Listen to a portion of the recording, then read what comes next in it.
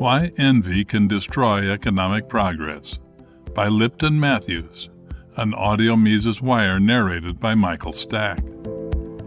Economists think that culture is a fuzzy concept.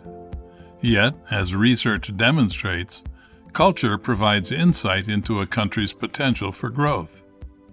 One cultural feature worth studying for its propensity to impede development is envy. Envy is described as a feeling of resentment motivated by the achievements of other people.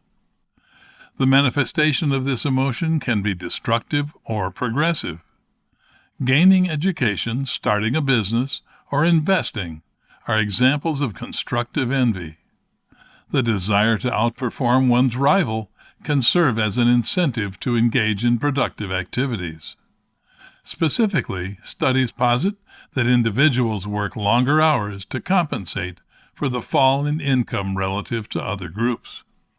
However, many have argued that constructive envy is more dominant in developed countries, whereas the fear of destructive envy is pervasive in the developing world. This is because in countries with weak institutions, that is, institutions that don't protect private property, fewer people are likely to become wealthy. Hence, the scarcity of success makes achieving pretentious. As a result, competing individuals rationally avoid enterprising initiatives to thwart the schemes of envious people. As expected, envy avoidance behavior imposes a constraint on productivity, thus restricting the growth of material prosperity. In anthropological studies, scholars posit that the intention to prevent the effects of destructive envy has resulted in the deliberate underproduction of crops. To people in an envious environment, the benefits of performance outweigh the costs of destructive envy.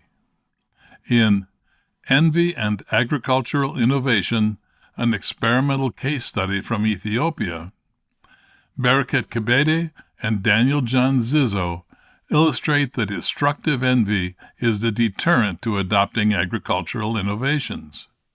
The authors report that in one of the study villages, a man burnt his brother's farm when his brother cultivated a more lucrative cereal. Therefore, destructive envy entails a deadweight cost, since instead of being productive, envious people are invested in undermining the efforts of their neighbors. When individuals are precluded from enjoying the gains of innovation due to envy, society can only regress. Furthermore, envy traps poorer countries in poverty because it creates mistrust and reduces the social capital necessary for forming large-scale networks. If individuals do not trust each other, they will be reluctant to share ideas with outsiders, and as such may lose valuable opportunities. Trust lowers transaction costs, and without it, business formation can become a burden. Yet destructive envy as a barrier to development in poor countries is insufficiently examined, notwithstanding the evidence suggesting that it is more important than assumed.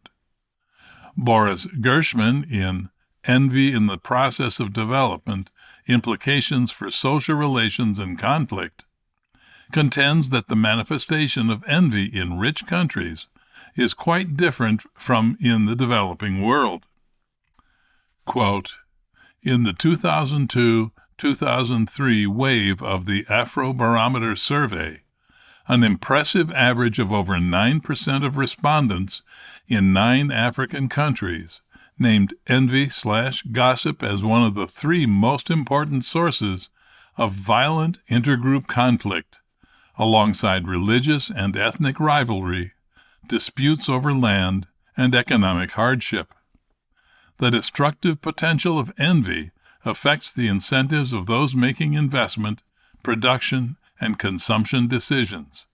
For this reason, even though people strive for higher relative standing, they might not want to move too far ahead of others. End quote. However, the potential of envy is more constructive in developed countries.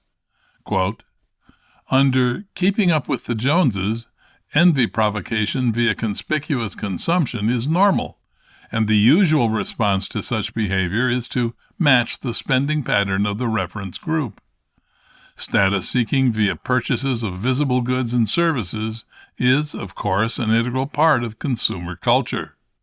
Envy is not avoided, but rather sought, and envy provocation is seen as desirable rather than as dangerous."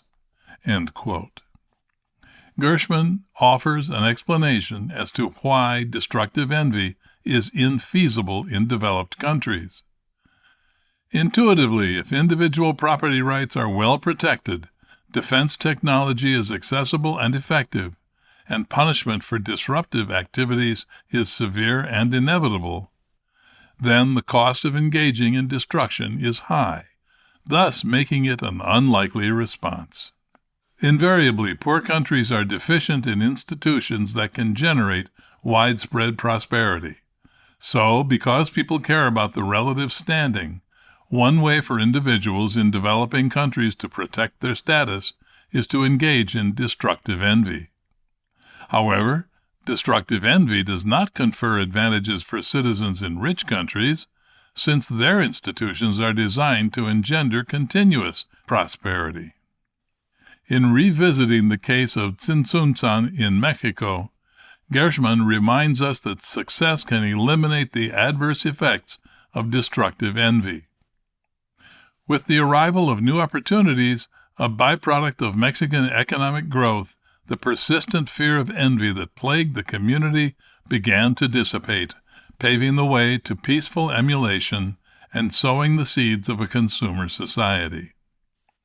So, although intellectuals on the left usually attribute the failures of developing countries to capitalism, the evidence reveals that pro-market policies are instrumental in generating prosperity. Evidently, destructive envy is a better explanation for the challenges encountered by developing countries than free market capitalism. Indeed, only the success generated by capitalism can tame the pernicious effects of destructive envy and improve the quality of life in developing countries. For more content like this, visit Mises.org.